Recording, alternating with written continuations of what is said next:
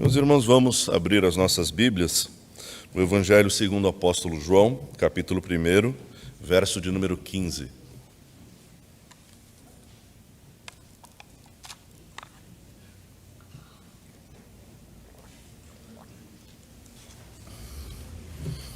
Evangelho de João, capítulo 1, verso de número 15. Leiamos. João dá testemunho a respeito dele e exclama: Este é aquele de quem eu dizia: Ele vem depois de mim, mas é mais importante do que eu, pois já existia antes de mim. Meus irmãos, certamente há uma determinada probabilidade de que os irmãos já tenham ouvido a seguinte expressão: pregue, se for preciso, fale. Soa bonito, né? Dentro do leque de frases de efeito, numa geração altamente propícia a motivações nem tanto racionais, mas às vezes muito emotivas, né? Soa muito bonito. Pregue. E, se for necessário, fale. Bonito, mas altamente herético à luz da Escritura. Não tem o menor sentido à luz da palavra de Deus. Um exemplo concreto da história, poderíamos citar aqui, que contrapõe completamente a essa perspectiva, no mínimo equivocada, a partir da Escritura, com respeito ao ato de testemunhar, a função do crente de ser testemunha. Século XVI, França, Paris. Perseguição intensa aos nossos irmãos protestantes, lá na ocasião chamados de huguenotes.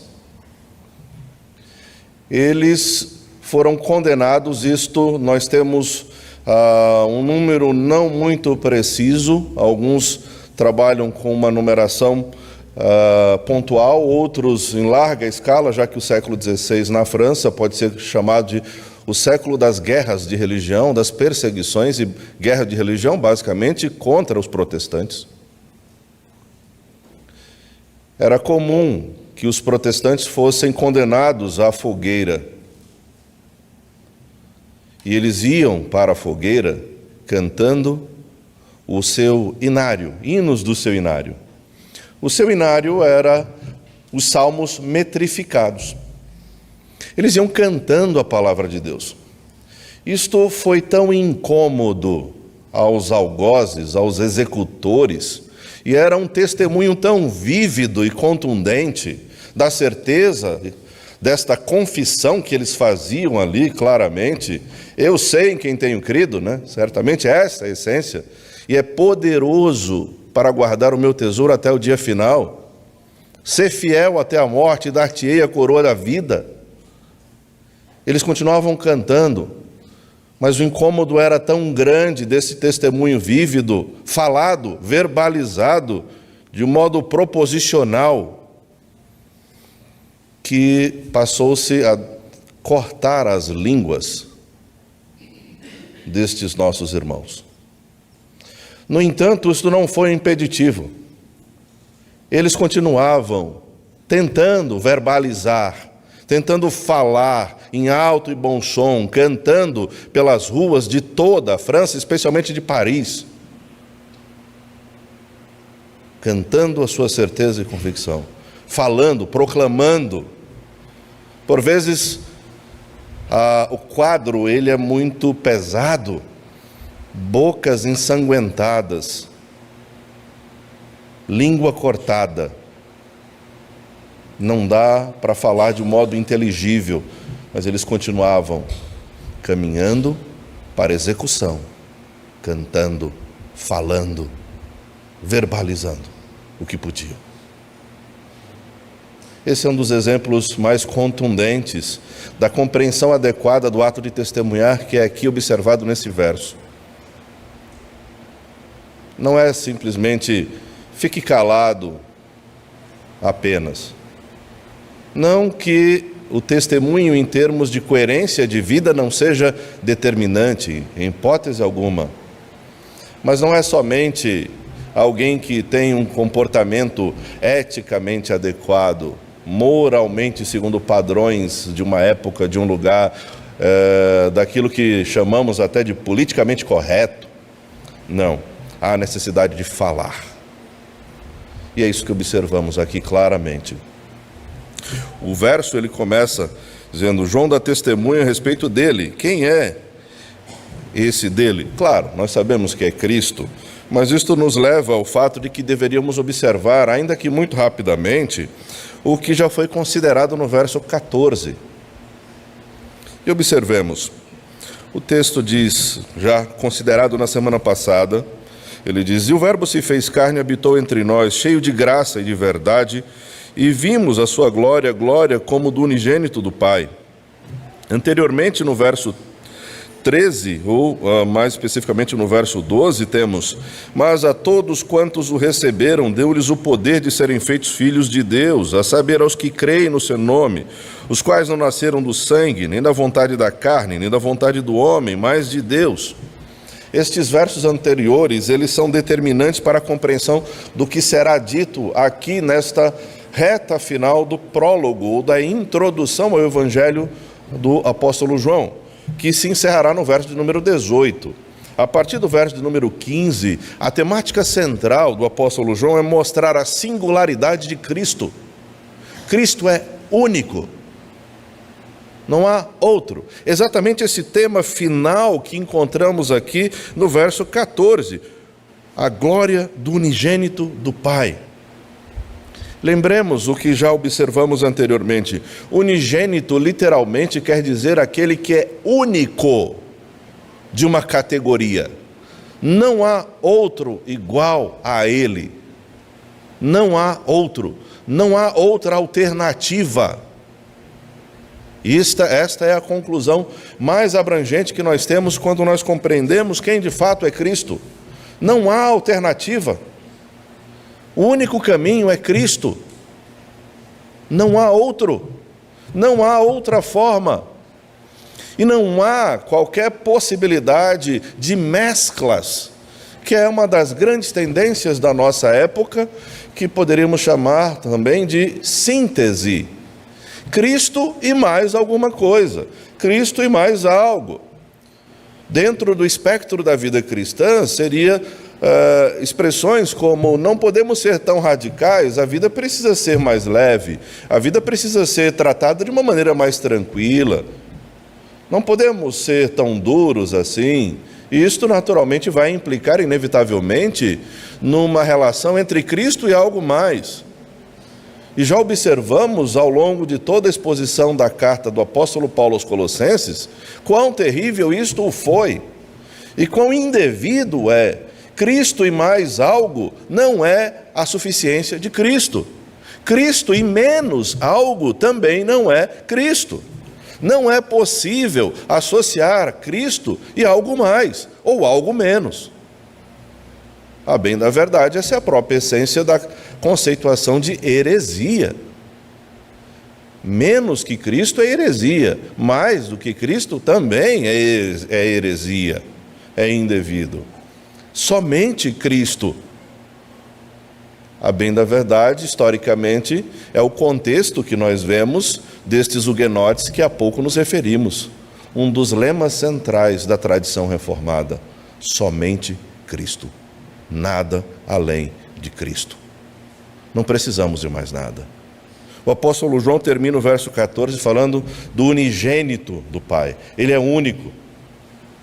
Se nós somos completamente opostos à luz da Escritura, o conceito de síntese, de mesclas e uniões, na verdade o que vamos encontrar em grande medida em toda a exposição do Evangelho realizada pelo apóstolo João é o oposto, é a antítese. Isto, não aquilo. Claramente, não há outra forma. E aqui, evidentemente, uma destas antíteses consiste em nos colocar no nosso devido lugar. Antes é dito que nós somos tornados filhos de Deus. Isto porque somente Cristo é Filho de Deus no seu sentido essencial. Nós fomos tornados filhos de Deus.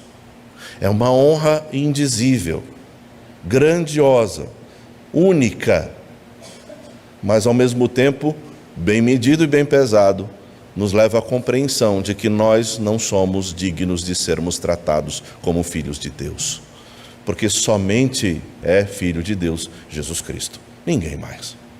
E é esta a posição que o apóstolo João está nos descrevendo aqui como unigênito, e é exatamente este que é o único da sua categoria, que não há nenhum outro.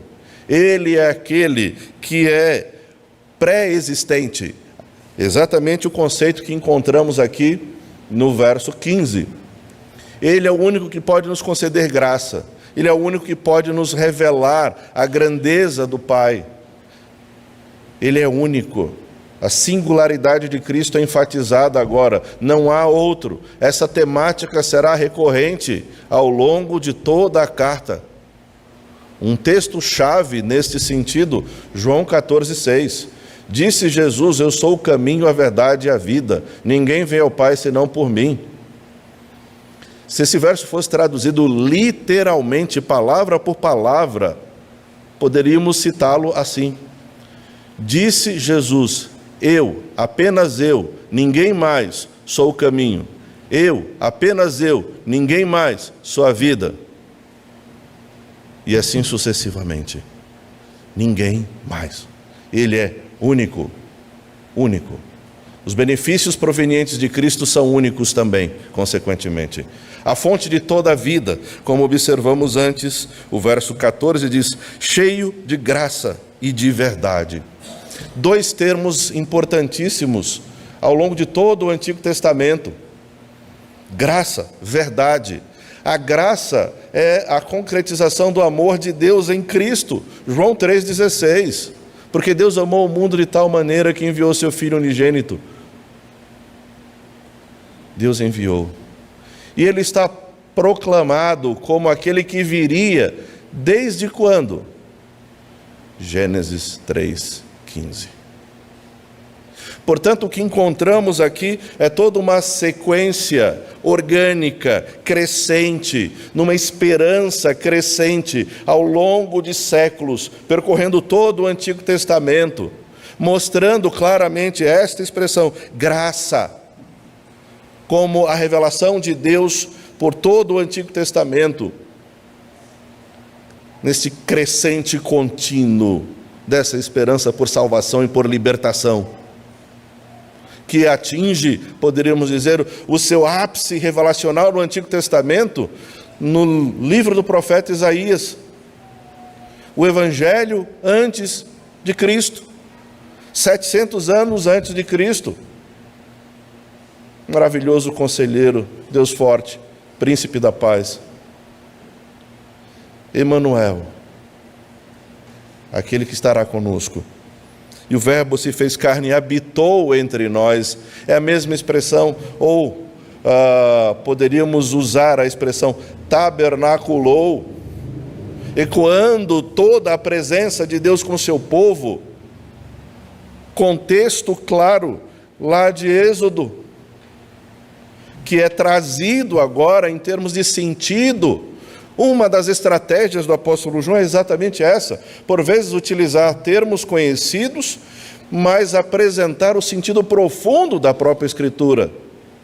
E esse ato de tabernacular, nos lembremos o que ele está envolvido. Ele está envolvido exatamente a presença de Deus com o seu povo, na criação do tabernáculo, determinado nos seus pormenores, nas suas minúcias, mostrando no contexto da libertação do povo, do Êxodo, no Êxodo, na libertação do Egito, a presença graciosa de Deus com o seu povo. Presença libertadora, rumando, peregrinando, conduzindo o seu povo de forma protegida para a terra prometida.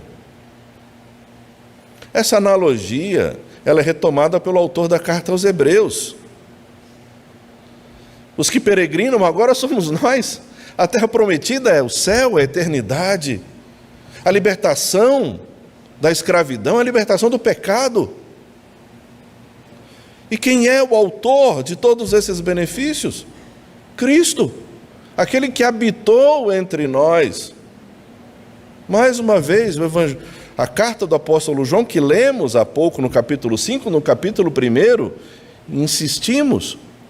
João diz: e as nossas mãos apalparam com respeito ao verbo da vida.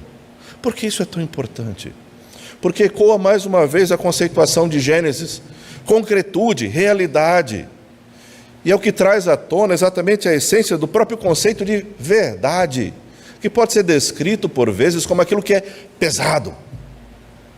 Não no sentido de duro de carregar, a vida está pesada, não estou aguentando o trabalho, as dores, o sofrimento, está pesado. Não, é no sentido de que isso é real, é concreto. Contrariamente às conceituações da atualidade, uma delas, um sociólogo chamado Zygmunt Bauman, que analisa as coisas a partir daquilo que ele chama de ótica do líquido. Por que líquido? Porque é aquilo que tenta se pegar e escorre por entre os dedos. Você não pega a água, você não consegue segurá-la. A Escritura, os princípios da Escritura, a realidade que a Escritura determina é exatamente o oposto, é concreto. Não é uma aposta, não é algo que é mutável, é algo que é real e concreto. Por isso o termo verdade é tão chave. E Cristo é a exposição máxima da verdade e também da graça de Deus. Verdade. Lembramos também o que fizemos referência na semana passada, dois grandes pensadores da nossa época, que mesmo que nenhum de nós tenha lido, inevitavelmente eles fazem morada na construção das mentalidades que nos atingem, ainda que nem saibamos destas coisas. As coisas percorrem muito mais rápido em termos de mentalidade do que nós queremos. Um deles, Jean-Paul Sartre, que fala exatamente sobre o que é a essência do homem, o que garante existência ao homem é sua capacidade de escolha. A referência ao lema da Revolução na França, Revolução Social na França na década de 60, é proibido proibir. É o que torna o ser humano autêntico. Não haver proibições, faça o que quer. O conceito de autenticidade, de busca por sentido, esse é um dos elementos da composição das mentalidades da nossa época. Faça o que quiser. No entanto, o próprio Sartre reconheceu que é diante da morte que os nossos compromissos, que o nosso pensamento precisa comprovar a sua validade. Diante da morte, quem pode decidir algo? Ninguém. Ninguém. Outro nome muito chave nesse sentido é Martin Heidegger, outro grande nome do existencialismo no século XX. Em uma entrevista que fizemos referência na semana passada, à revista Der Spiegel, na Alemanha, depois de expor o seu pensamento ali numa entrevista muito interessante, o repórter pergunta a Heidegger, diante desta realidade traçada pelo senhor, e poderíamos resumir com uma expressão chave, um termo técnico, chamado de Angst, ou existência, ou perda de sentido de existência, ou angústia existencial, que é basicamente falta de sentido para a vida. O repórter pergunta a Heidegger, e agora, qual é a saída diante de tudo isso? A resposta de Heidegger é emblemática. Somente um Deus poderá nos salvar. Somente um Deus poderá nos salvar. Mas precisamos corrigir a resposta de Heidegger. Somente o Deus, o único Deus, pode nos salvar. Esta é a resposta para uma sociedade em busca de autenticidade, de realidade, de sentido. Exatamente o que o apóstolo João está descrevendo aqui no século I. Cristo continua sendo a única resposta para todos os tempos e épocas, porque os dilemas existenciais humanos continuam os mesmos. Os mesmos. Falta de sentido. É por isso que João 8,32 é chave também na compreensão deste evangelho. E conhecereis a verdade, e a verdade vos libertará. A verdadeira liberdade é conhecer a verdade, que é Cristo. Mas liberdade não é fazer o que eu quero, é viver em conformidade com a razão da minha existência. O fim principal do homem é glorificar a Deus e gozá-lo para sempre. Isso só é possível por meio de Cristo. E é exatamente isto que João Batista está aqui demonstrando, esse elemento, trazendo toda essa compreensão, toda essa carga do Antigo Testamento, e não é à toa. João Batista é o último profeta. É o último. Segundo categorias antigas, ele é o último. Já na sequência, é Cristo. Havendo Deus outrora falado diversas vezes, por diversas maneiras, agora, de uma vez por todas, nos falou pelo Filho. Nessa esteira histórica, descrita pelo autor da carta aos Hebreus, no capítulo 1, João Batista é o último. É o último profeta. E o seu testemunho aqui é evocado como reverberando tudo aquilo que foi dito anteriormente, em certa medida. Cristo é a completude. Ele é único. Por isso, o apóstolo João vai dizer, João dá testemunho a respeito dele e exclama. Ou, literalmente seria exclama dizendo, né? No texto original há uma outra expressão aqui ao final que é importantíssima e nós vamos ver por quê. Mais uma vez, exclama dizendo, falando. Testemunho é uma palavra-chave aqui, é um termo-chave. Testemunho para o apóstolo João é sinônimo de confissão, confessar. Confessar, portanto, está relacionado a falar. O testemunho é falar, dizer. O verbo, a palavra, se fez carne. Que contrassenso a omissão da palavra. Tudo veio à existência por meio da palavra. Testemunho sem palavra seria talvez o mesmo que testemunho sem Cristo. Aí o objeto do testemunho é outro. Não tem o menor sentido. Não biblicamente falando. O ato de testemunhar, quando nós estendemos o conceito que o apóstolo João vai utilizar, especialmente no livro de Apocalipse, nós vamos observar que o ato de testemunhar, ou a testemunha para dar testemunho para o apóstolo João, está contido essencialmente no objeto do testemunho. E esse objeto do testemunho é o próprio Cristo. Mas o que ocorre com aquele que é a testemunha? Há uma transformação, como vimos aqui anteriormente, esse ato de ver não é simplesmente observar, sem compromisso algum, como poderíamos simplesmente parar numa rua movimentada e olhar. Não. Esse ato de ver está relacionado a uma transformação do observador. O que ele vê é algo tão sublime, tão grandioso, que ele não pode manter-se alheio a tomar uma posição. Há uma transformação daquele que vê. Do mesmo modo, o ato de testemunhar, ele pressupõe a transformação daquele que testemunha. E essa transformação, à luz da compreensão do apóstolo João, está relacionado à própria conversão, que diz respeito à capacidade de entender adequadamente, conhecer é o termo-chave nesse evangelho. Conhecer a verdade. A vida eterna é esta, conhecer. João 17:3. Conhecer. Mas que tipo de conhecimento é esse? Dentro da antítese, desta contradição que o apóstolo João descreve constantemente aqui, é uma oposição ao que o mundo diz, o mundo dá.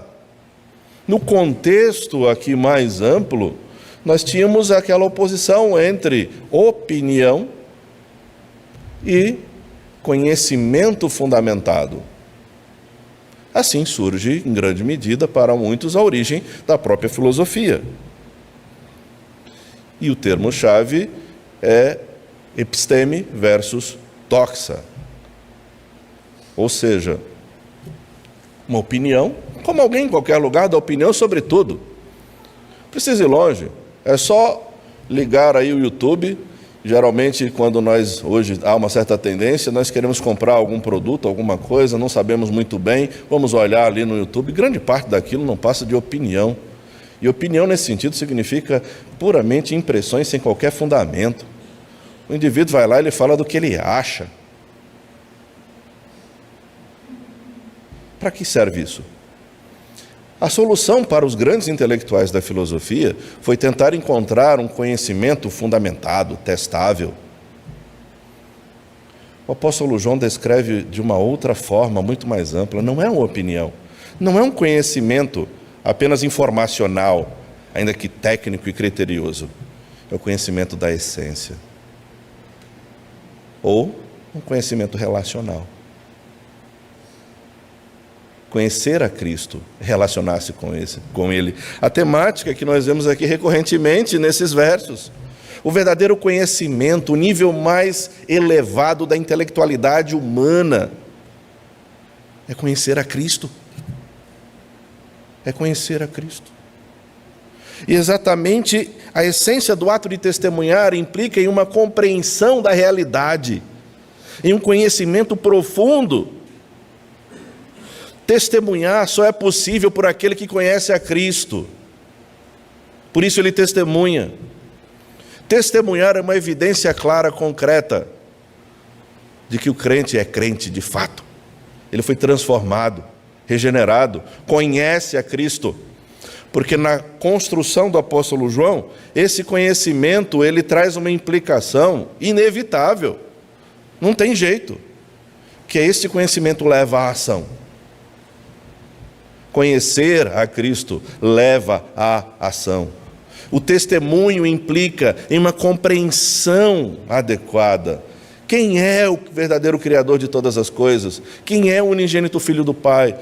Qual é a verdade verdadeira? Como dizia Francis Schaeffer, é Cristo. Cristo. Conhecer a este Cristo é ser levado à ação.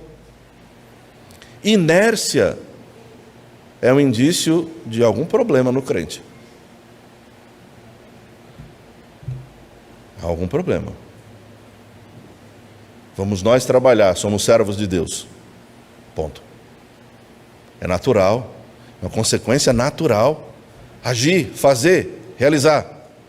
Testemunhar também está envolvido a ação. A verbalização é essencial. É a essência, de fato.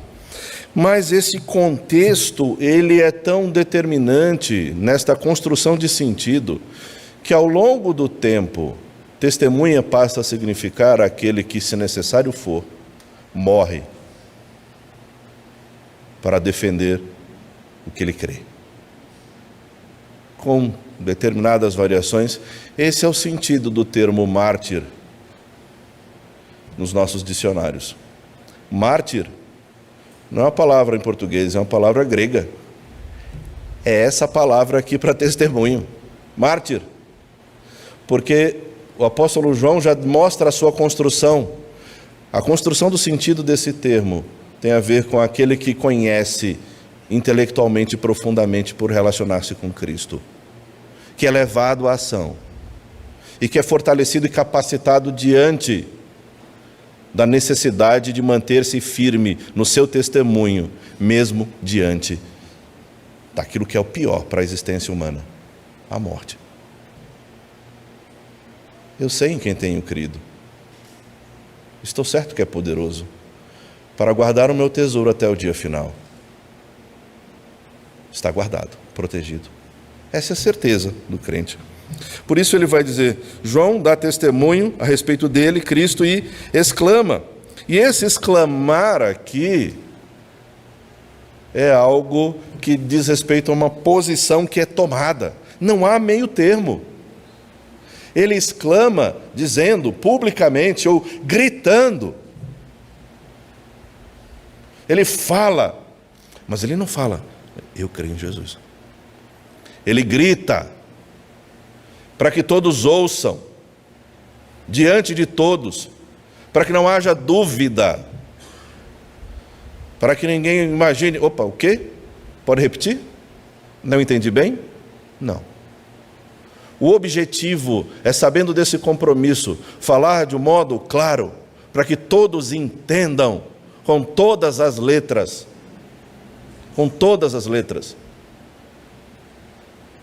Nós não somos dos que retrocedem, diz o autor da carta aos Hebreus. Essa é a posição. As portas do inferno não prevalecerão. Quem não prevalece é a porta do inferno, porque nós vamos. É a porta do inferno que não aguenta o testemunho. Não é a porta da igreja que vai, vamos aguentar aqui, né? A porta da igreja vai sustentar. Não. A porta da igreja não precisa sustentar porque ela estará aberta. E os crentes irão. É a porta do inferno que não aguenta. É a porta do inferno que não sustenta quando os crentes, no exercício da sua essência de testemunhar, verbalizando, proclamando em alto bom som, não resiste. Não resiste. E a essência dessa confissão, descrita aqui, este é aquele de quem eu dizia, ele vem depois de mim, mas é mais importante do que eu, pois já existia antes de mim. João Batista era 6 meses mais velho do que Jesus Cristo? Como assim? É claro que ele está falando aqui algo muito mais sublime. Há uma distinção entre a encarnação e a preexistência do verbo, temática que já observamos em toda a sequência. O verbo é eterno. Somente aquele que é eterno, que está acima das amarras da temporalidade, que não se submete a presente, passado e futuro, pode nos garantir a vida eterna. Somente aquele que é Deus pode nos garantir a vida eterna. Como seres limitados, datados, com prazo de validade muito curto, podem ser os responsáveis, mediante a sua suposta capacidade de escolha, de garantir a eternidade. Que loucura! Não tem o menor sentido. É completamente ilógico. Por isso que verbo, logos, também é lógica. É o que realmente dá sentido. A construção que o apóstolo João faz aqui implica em algo que não é pontual, mas contínuo. Esse testemunho, ele continua reverberando até hoje. Continua presentemente. O testemunho daqueles que são fiéis não se encerra com o último suspiro da sua existência. O testemunho, neste sentido, bíblico, profundamente bíblico, não morre com a nossa morte nesta vida. Permanece. Esta é a construção gramatical apresentada pelo apóstolo João. Mas a própria essência, esse elemento da concretude do real, é apontado aqui. é um dos elementos que perpassam a construção do apóstolo João. Como João Batista morreu? O que ele diz, o que o apóstolo João registra aqui, analisa, não é uma opinião, é fato concreto. Observemos. Vamos ler nossas Bíblias lá em Marcos capítulo 6, a partir do verso de número 14.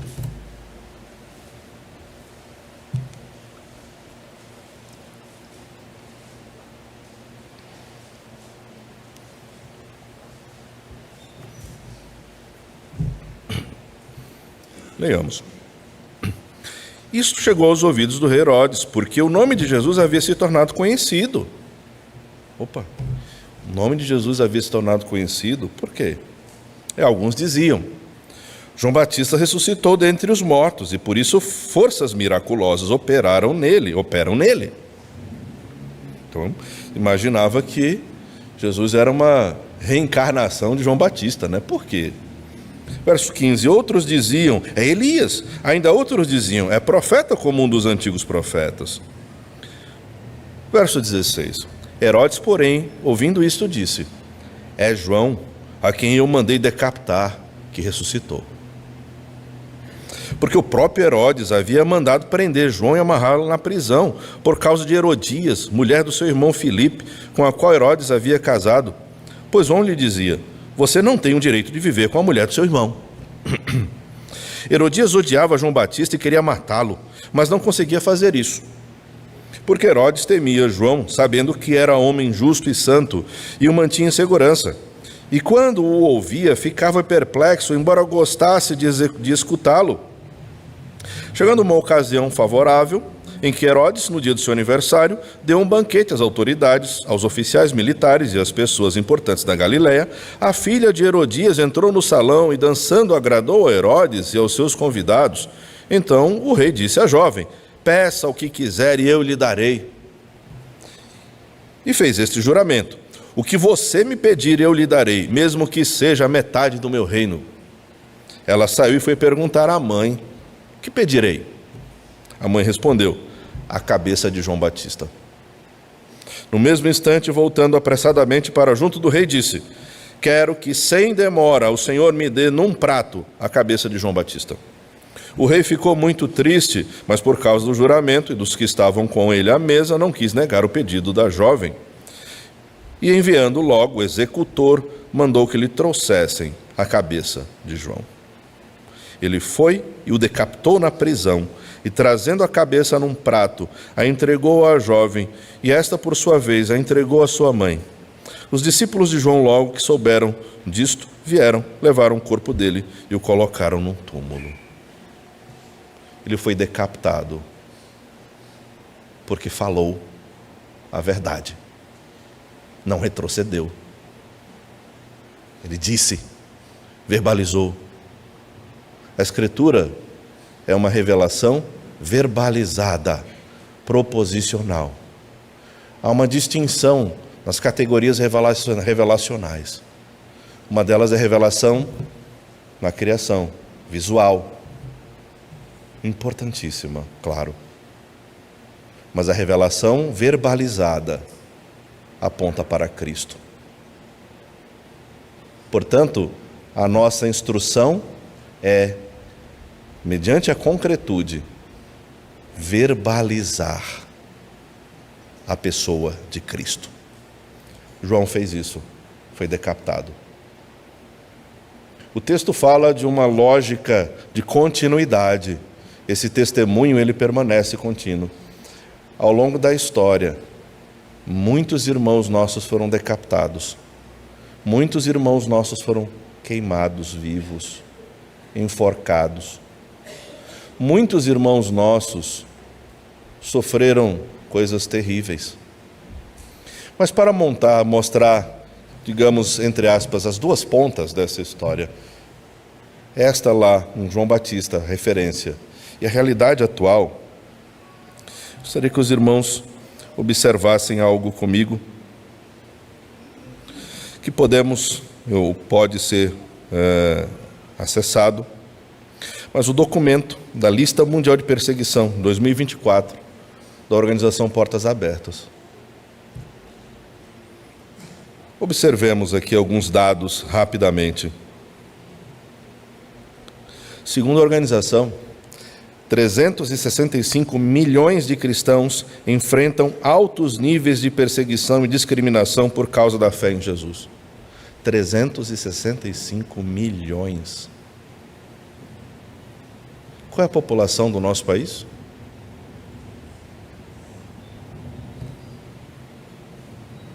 Ou seja, 1 em cada 7 é perseguido.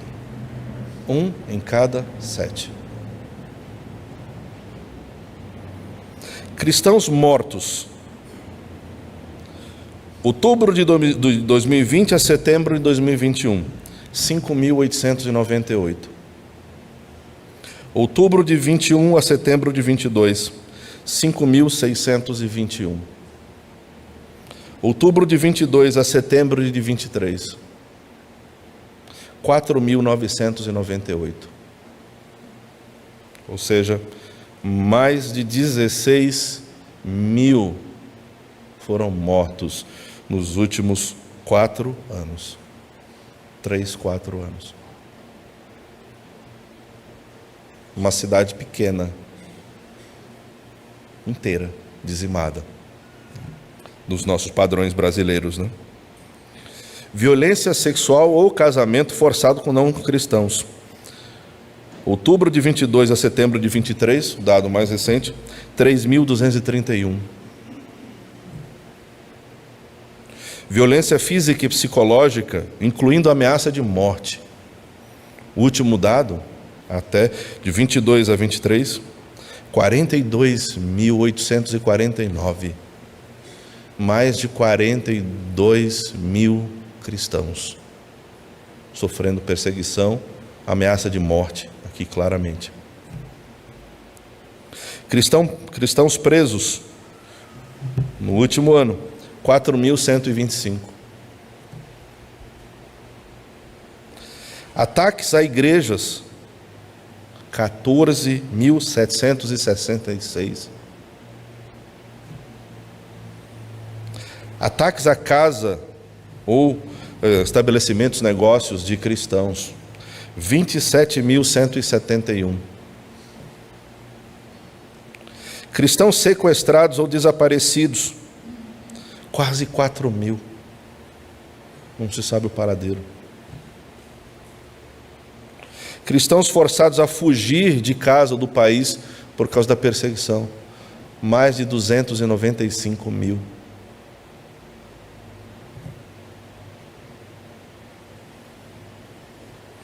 Por que os nossos irmãos estão sendo perseguidos assim? Exatamente o que lemos aqui. É esse testemunho que implica como uma evidência natural da transformação, de ser crente, conhecer a Cristo, crer em Cristo, leva à ação e os capacita e fortalece a enfrentarem o que estão enfrentando. O modo como o apóstolo João escreve, mostrando a continuidade, esse testemunho de João Batista, poderíamos dizer, ele permanece ao longo do tempo. Esta é uma evidência numérica, dura, pesada. E nós? Esta é a grande pergunta. E você? E você? Deus nos abençoe, irmãos.